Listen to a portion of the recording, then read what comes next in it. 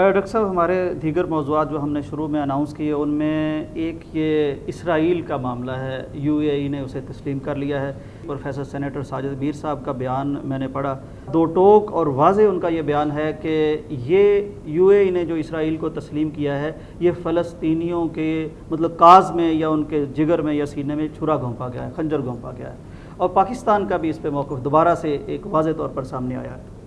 دیکھیں، اسرائیل کو تسلیم کرنا یا نہ تسلیم کرنا یہ کوئی پولیٹیکل مسئلہ نہیں ہے، یہ ہمارے ایمان کا مسئلہ ہے۔ سبحان اللہ۔ اور جب ہمارے ایمان کا مسئلہ ہے تو پھر اس کو ان بنیادوں پر تو کوئی رائے نہیں رکھنی چاہیے۔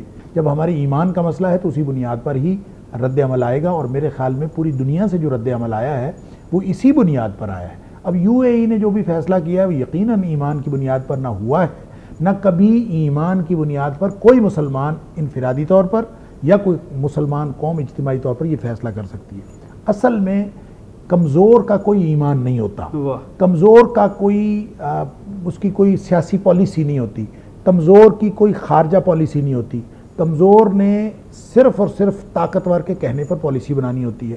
لہٰذا ہم یہ سمجھتے ہیں کہ جن لوگوں نے امریکہ کو یا جو وقت کی بڑی طاقتیں ہیں ان میں سے کسی کو اپنا آقا سمجھ رکھا ہے، تو ظاہر سی بات ہے کہ ان کی پالیسیز کا تعلق پھر نہ ایمان کے ساتھ ہے نہ ملکی مفاد کے ساتھ ہے۔ ان کا تعلق صرف اس بات سے ہوتا ہے کہ ہم کس قدر آقا کو خوش کرنے کے لیے اپنی پالیسی آگے سے آگے لے جا سکتے ہیں۔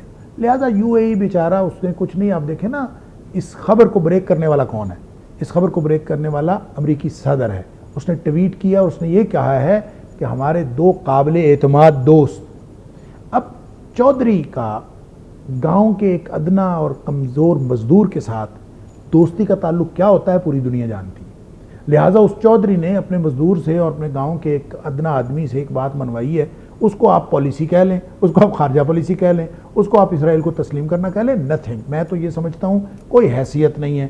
یو اے ای کیا اس جیسے 10 ملک بھی اس کو تسلیم کر لیں تو نہ ایمان کا تقاضا بدلتا ہے اور نہ ہی پاکستان کا سٹینڈ کبھی بدلتا ہے۔ جو ملک لا الہ الا اللہ کے نام پر لیا گیا ہے، ہم تو فخر سے لوگوں کو دکھاتے ہیں، اور میں یہ سمجھتا ہوں کہ یہ بات ہمارے ملک کا فخر ہے اور ہماری ملت اسلامیہ کا فخر ہے کہ جو ہمارے پاسپورٹ کے اوپر لکھا ہوتا ہے کہ سوائے اسرائیل کے پوری دنیا کے ہر ملک کے ساتھ یہ ہمارے یہ کارآمد ہے یہ پاسپورٹ۔